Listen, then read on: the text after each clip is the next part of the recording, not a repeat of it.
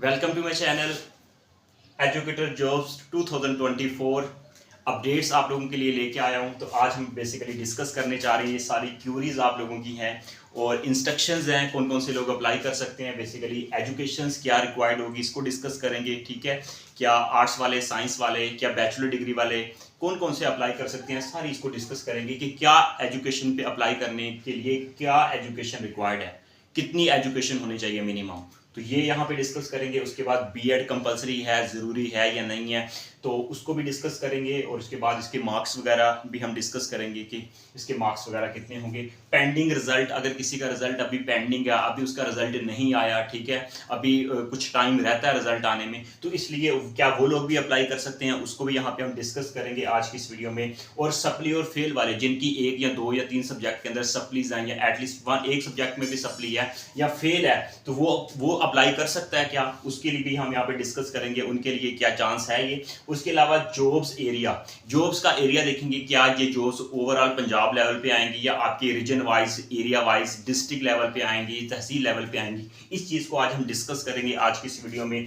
Total marks कितने होंगे और पासिंग मार्क्स कितने होंगे, कम से कम कितने मार्क्स हों और कितने अगर मार्क्स आएंगे तो उसका मेरिट लिस्ट में नाम आ जाएगा और उसके सिलेक्शन के चांसेस मैक्सिमम होंगे। इस चीज को भी डिस्कस करेंगे। इसके अलावा हम डिस्कस करेंगे इंटरव्यू बेसिकली आपका कहां पे कंडक्ट होगा। अगर आप इंटरव्यू तक जाते हैं, इंशाल्लाह जरूर जाएंगे, तो उसका इंटरव्यू कहां पे कंडक्ट होगा ये भी हम डिस्कस करेंगे। उसके साथ साथ टेस्ट वगैरह जो होगा वो एनटीएससी के थ्रू होगा, पीपीएससी के थ्रू होगा। ये रिपीटेड क्वेश्चन है, बार बार स्टूडेंट क्वेश्चन कर रहे हैं बेसिकली कि सर ये बता दें कि टेस्ट एनटीएससी के थ्रू होगा, एनटीएस के थ्रू होगा या पीपीएससी के थ्रू होगा। ये भी हम डिस्कस करेंगे और तफसीलन थोड़ा डिस्कस करेंगे। ठीक है, एक्स्ट्रा मार्क्स कितने दिए जाएंगे, क्या एक्स्ट्रा मार्क्स मिलेंगे किसी को, उसको भी डिस्कस करेंगे कि एक्स्ट्रा मार्क्स का यहाँ पे क्या मतलब है। जॉब स्केल क्या होगा, बेसिकली जॉब्स के स्केल्स को हम डिस्कस करेंगे, कौन कौन से स्केल्स की जॉब्स होंगी इसको भी डिस्कस करेंगे। उसके अलावा नंबर ऑफ वैकेंसीज, ठीक है, number of vacancies male and females की नंबर ऑफ वैकेंसीज कितनी होगी, उस चीज को भी यहाँ पे हम यहाँ पे डिस्कस करेंगे। और डॉक्यूमेंट्स कौन कौन से रिक्वायर्ड होंगे, कौन कौन से डॉक्यूमेंट्स अगर आपके पास होंगे तो आप लोग अप्लाई कर सकते हैं, नेसेसरी डॉक्यूमेंट्स कौन कौन से हैं, इस चीज को भी आज हम यहाँ पे लेके चलेंगे। तो आप अपने डॉक्यूमेंट्स कौन कौन से रेडी कर लें अगर जिनके रेडी नहीं है। तो उसके बाद एमफिल और पीएचडी लोग वाले अप्लाई करेंगे, क्या उससे मास्टर वाले पीछे रह जाएंगे, इस चीज का आंसर भी आपको इस वीडियो के अंदर कवर करेंगे कि पीएचडी और एमफिल वालों को फायदा होगा या नुकसान होगा जो वो अप्लाई करेंगे। और इसके साथ साथ हमारे पास आता है नंबर ऑफ चांसेस। अब एजुकेटर पे जब आप लोग अप्लाई करेंगे कि नंबर ऑफ चांसेस उसके कितने होते हैं, कितने चांस होते हैं। ठीक है, जिस तरह पीपीएससी या लेक्चरर की बेसिकली जो होता है, बेसिकली आप अप्लाई करते हैं उसके 3 चांसेस होते हैं, क्या एजुकेटर के भी चांसेस होते हैं, इसको भी डिस्कस करेंगे। एजुकेटर और लेक्चरर में डिफरेंस क्या है, बेसिक डिफरेंस क्या है, इसको यहां पे क्लियर करेंगे। उसके साथ ईएसई की पोस्ट, एसईएसई की पोस्ट, एसएसई और एईओ की पोस्ट, ये बेसिकली डिफरेंट पोस्ट हैं स्कूल्स के हवाले से। जब आपकी जॉब होगी तो इनमें से आपकी जिस पे आपने अप्लाई किया होगा वही आपकी जॉब है, इनमें डिफरेंस, यहाँ पे बेसिक डिफरेंस देखेंगे। तो ये बेसिकली आज का हमारा एजेंडा है, आज का हमारा टॉपिक है, तो आज का हमारा कंटेंट है, इसको हमने आज डिस्कस करना है। डेफिनेटली ये आपकी क्यूरीज हैं, आप लोगों के माइंड में ये क्वेश्चंस हैं, क्या हमें एक्स्ट्रा मार्क्स मिलेंगे, कितने नंबर होंगे, कितने वाला पास है, पीपीएससी टेस्ट लेगा, एनटीएस टेस्ट लेगा, पेंडिंग रिजल्ट वाले अप्लाई कर सकते हैं। ये डिफरेंट टोटल क्वेश्चंस हैं, इसको हमने लेके चलना है। ठीक है,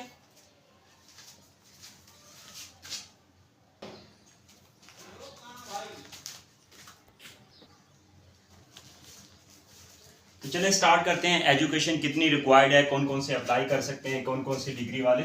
यहाँ पे देखें कि अगर आप एजुकेटर पे पोस्ट पे अप्लाई कर रहे हैं तो इसके लिए एजुकेशन कितनी रिक्वायर्ड है, इसके पास आपके पास एटलीस्ट 4 ईयर डिग्री होनी चाहिए। 4 ईयर डिग्री होगी तो आप लोग अप्लाई कर सकते हैं, फिलहाल यही है। ठीक है, इसके अलावा अक्सर क्वेश्चन किया जाता है क्या बीएससी वाले, 14 ईयर एजुकेशन वाले, ग्रेजुएशन वाले अप्लाई कर सकते हैं। जी, उसके लिए भी मौका है, आपके पास चांस है, लेकिन जो है ना ज्यादातर चांसेस यही हैं कि 4 ईयर डिग्री वालों को अलाउ होगा। ठीक है, जिनके पास मास्टर डिग्री होगी वो लोग अप्लाई कर सकते हैं। ये इसके लिए ऑथेंटिक न्यूज है एजुकेशन के लिए। ठीक है, ये आपके पास डिग्री होनी चाहिए। ग्रेजुएशन वालों के लिए भी चांसेस क्रिएट हो सकते हैं और डेफिनेटली होंगे, डेफिनेटली उन्होंने भी स्टडी की है, ग्रेजुएशन की है, 14 ईयर एजुकेशन होती है, मे भी उसके लिए कुछ ना कुछ होगा, लेकिन ये ऑथेंटिक है, ये टिक लगा हुआ है इसके ऊपर, तो ये लोग 4 ईयर डिग्री वाले, मास्टर डिग्री वाले अप्लाई कर सकते हैं। ठीक है, ग्रेजुएशन ग्रेजुएशन वाले भी नाउम्मीद ना हो उनके लिए भी अपॉर्चुनिटीज हैं। इसके अलावा क्या बीएड जरूरी है या नहीं है, बीएड के लिए कितने मार्क्स होते हैं? तो देखें बीएड जो होते हैं इसके लिए अगर आप एजुकेटर पे अप्लाई कर रहे हैं तो बीएड इसके लिए बिल्कुल भी जरूरी नहीं है। आप जब आपकी जॉब हो जाएगी उसके बाद आप डिग्री कंप्लीट करके उनको बीएड की डिग्री सबमिट करवाएंगे, लेकिन फिलहाल अप्लाई करते हुए इंटरव्यू के टाइम आपसे बीएड की डिग्री डिमांड नहीं होगी। तो ये इसका आंसर आएगा नो, इसकी डिमांड है, मतलब बीएड की डिग्री रिक्वायर्ड नहीं है। तो इसके साथ साथ नेक्स्ट हम बात कर लेते हैं क्या पेंडिंग रिजल्ट वाले भी अप्लाई कर सकते हैं? अब पेंडिंग रिजल्ट वाले बिल्कुल भी अप्लाई वगैरह, इसके लिए मैं आपको तरीका बताता हूं। बेसिकली अगर जिनका तो टाइम बहुत ज्यादा रिक्वायर्ड है, फॉर एग्जांपल उसका अभी 1 साल रहता है, 1.5 साल रहता है, वो लोग अप्लाई नहीं। जिसके कुछ मंथ की बात है ना, मे बी वो कंपनसेट हो जाएगा। इसलिए पेंडिंग रिजल्ट वाले भी परेशान ना हो, उनके लिए एक ट्रिक है, मैं आपको ट्रिक भी शेयर कर दूंगा आप लोग कैसे अप्लाई कर सकते हैं। लेकिन इसके लिए आपका ड्यूरेशन कुछ टाइम हो, कुछ दिन हो, कुछ मंथ हो, ठीक है। फिर आप लोग मंथ में भी तकरीबन एटलीस्ट 1 महीना रहता हो, 2 महीने रहते हो, उसके लिए आप लोग अप्लाई कर सकते हैं। तो इसका आंसर आएगा मे और मे नॉट, ठीक है, मे नॉट, ठीक है। पेंडिंग वाले अप्लाई कर भी सकते हैं और नहीं भी कर सकते। इसका मैं आंसर कुछ इस तरह से दूंगा, क्योंकि ये आप लोग मुझसे कांटेक्ट कर सकते हैं और डिपेंड करता है कि आपकी सिचुएशन के ऊपर कितना टाइम रहता है। उसके अलावा सप्लीमेंट्री वाले जिनके 1 या 2 सब्जेक्ट फेल हुए हैं, क्या वो लोग अप्लाई कर सकते हैं? और फेल वाले, तो इसका आंसर है नो में, ठीक है। फेल वाले या सप्ली वाले जिनका अगर 1 या 2 सब्जेक्ट में सप्ली है, वो लोग हरगिज अप्लाई नहीं कर सकते,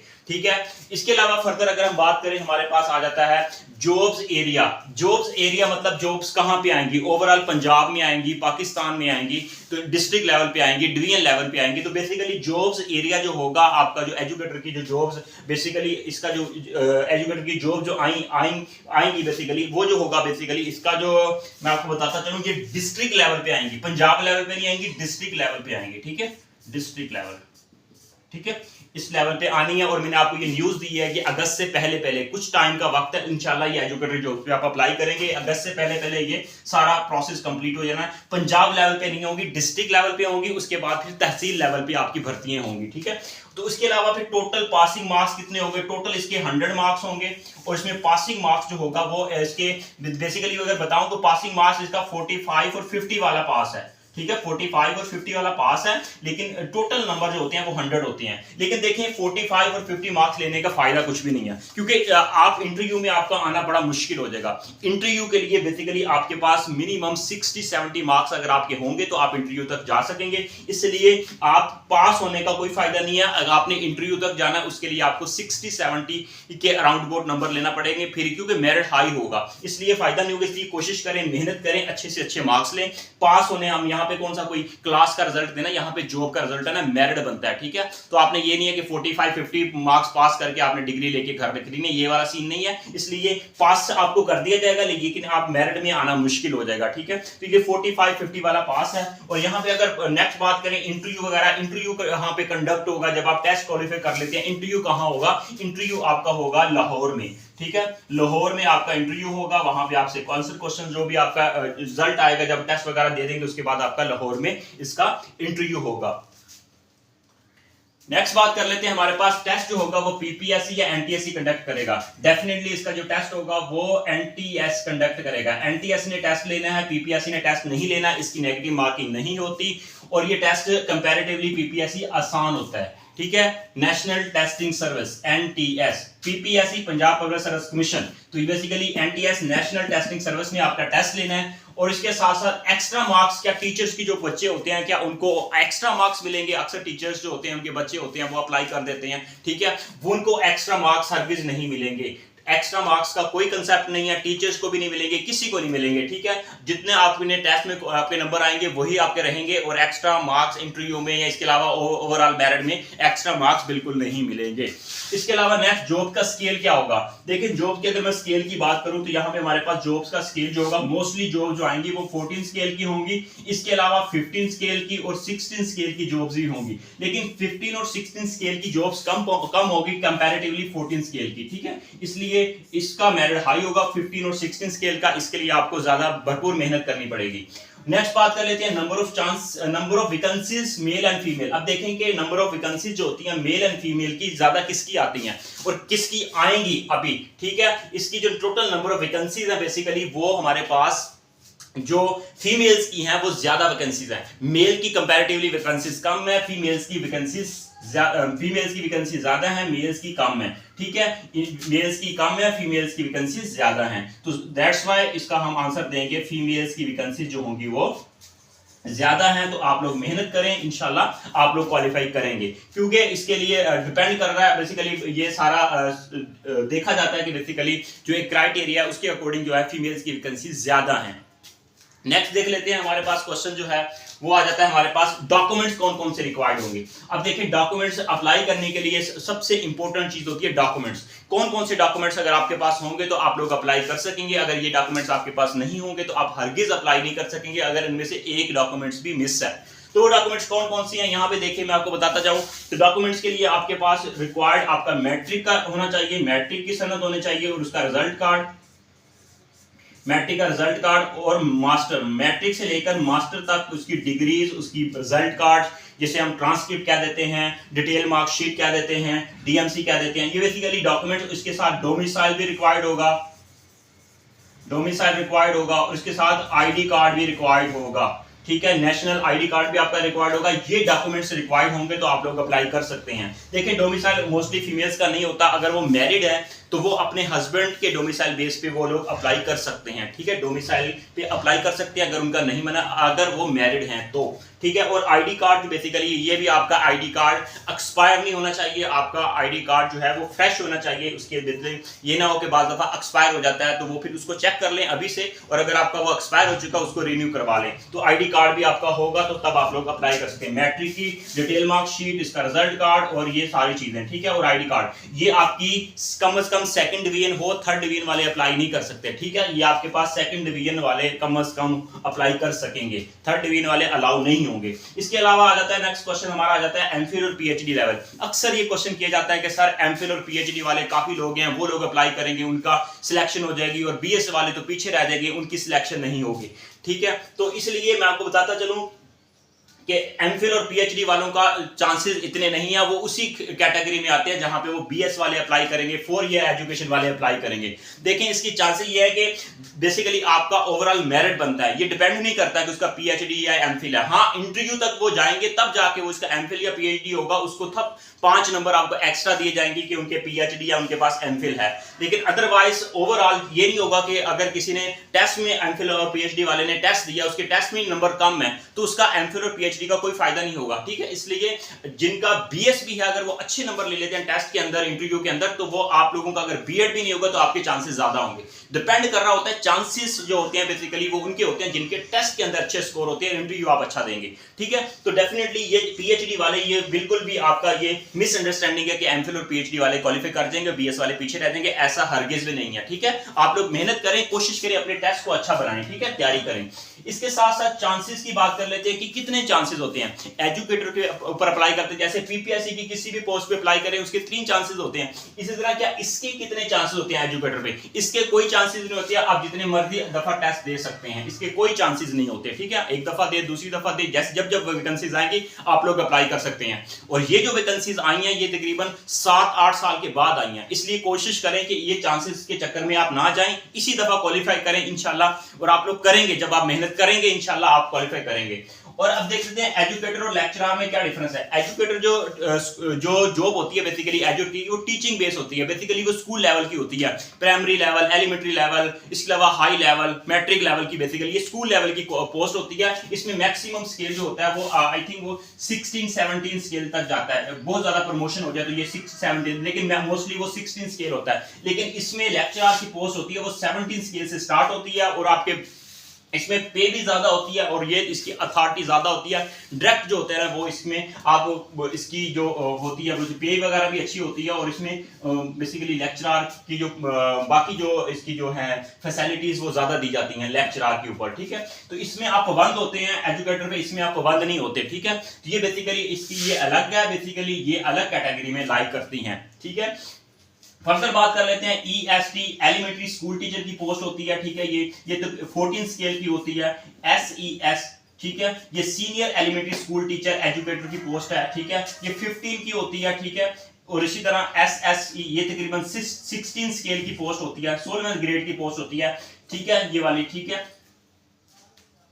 ये सब्जेक्ट जो होता है स्कूल एजुकेटर, ये स्पेशल सब्जेक्ट के लिए होता है, जैसे फिजिक्स केमिस्ट्री बायो पढ़ाते हैं आप हाई लेवल पे, तो उसके लिए बेसिकली मैथ्स वगैरह ये होती है, उसके लिए AEO, ठीक है, ये होता है हमारे पास असिस्टेंट एजुकेशन ऑफिसर की पोस्ट होती है, ये भी इसका भी स्केल अच्छा है, 16-17 स्केल होता है इसका मोस्टली, ठीक है। ये बेसिकली आपकी क्यूरीज हैं, इसके ऊपर आप अमल करें, इसके मुताबिक आपके अगर डॉक्यूमेंट्स कंप्लीट नहीं है तो आप इस डॉक्यूमेंट्स को कंप्लीट कर लें। गर्मी बहुत ज़्यादा है, यकीन करें, और कोशिश करता हूं कि फ़ैन वगैरह बंद करके वीडियोस बनाऊं, ताकि क्योंकि आवाज़ वगैरह का मसला होता है। और आज मैंने थोड़ा सा बोर्ड को भी इम्प्रूव किया क्योंकि थोड़ा सा डल था, और इंशाल्लाह आने वाले वक्त में और चीज़ों को बेहतर करेंगे। और बाकी ये है कि गर्मी, डेफिनेटली गर्मी बहुत ज़्यादा है, और जून का महीना चल रहा है और हवाएं वगैरह बंद हुई हैं, तो इसलिए, और बाकी फ़ैन वगैरह इसलिए नहीं चलाया क्योंकि डिस्टर्बेंस होती है, शोर होती है, और आपको आवाज़ में डिस्टर्बेंस होगी, मसला बनेगा। इसलिए अब वीडियो काफ़ी लेंथी भी हो गई है, तो उसको कंप्लीट करते हैं, तो चंद बातें करके अपनी वीडियो को कंप्लीट करते हैं। और अब यहाँ पे देखें कि हमारी जूम क्लास हो रही है, ठीक है। आपने अगर जूम क्लास अटेंड करना चाहते हैं तो इस नंबर पे राब्ता करें। हमारी जूम क्लास होगी जिसमें हम प्रिपरेशन करवा रहे हैं, आपकी क्यूरीज को मिनिमाइज करने की कोशिश करते हैं, उसके आपके क्वेश्चंस होते हैं, हम आंसर देते हैं। जब भी आप कंटेक्ट करना चाहें आप मैसेज कर दें, कॉल कर सकते हैं, ठीक है। तो ये देखें, इसके ऊपर आप जूम क्लास लाजमी ले ट्रायल के तौर पर, और इसकी रजिस्ट्रेशन लाजमी करवा लें। 500 रुपीज में ओनली आपके पास रजिस्ट्रेशन है, आपको ग्रुप के अंदर ऐड कर दिया जाएगा। उस ग्रुप के अंदर आप ऐड हो जाएंगे, उसके बाद उसमें आपको PDF की फॉर्म में notes, recorded lectures, past papers और एजुकेटर टेस्ट से रिलेटेड ऑल मटेरियल, उसके बाद जितनी भी अपकमिंग जॉब्स आती हैं, एजुकेटर जॉब्स के रिलेटेड अपडेट्स वगैरह, जो भी अपडेट्स वगैरह आती हैं, सारी चीजें उसके अंदर डेली बेसिस पे शेयर की जाती हैं, और जूम मीटिंग का लिंक उसके अंदर शेयर कर दिया जाएगा। आप इजीली उसको ज्वाइन कर लेंगे, और उसके बाद घर बैठे आप अपनी एजुकेटर टेस्ट की प्रिपरेशन कर सकते हैं। तो ये रजिस्ट्रेशन करवाएं ओनली 500 रुपीज में, और आपको ग्रुप के अंदर ऐड कर दिया जाएगा। आप हमें रिक्वेस्ट कर सकते हैं इस नंबर पे, हम आपको ऐड कर देंगे। उसके बाद ये हमारा सेशन तकरीबन 2 या 3 माह का चलेगा, उसमें आपकी प्रिपरेशन करवाई जाएगी, ठीक है। इसके अलावा किसी भी तरह की क्यूरी हो तो कमेंट सेक्शन में कमेंट करें, और चैनल पर नहीं तो चैनल को सब्सक्राइब कर लें, बेल आइकन को प्रेस कर लें, ताकि नए आने वाली वीडियो जो क्यूरीज वगैरह जो भी अपडेट्स होती हैं आपको बर वक्त मिल सके। अल्लाह हाफिज, take care, God bless you, thank you, take care.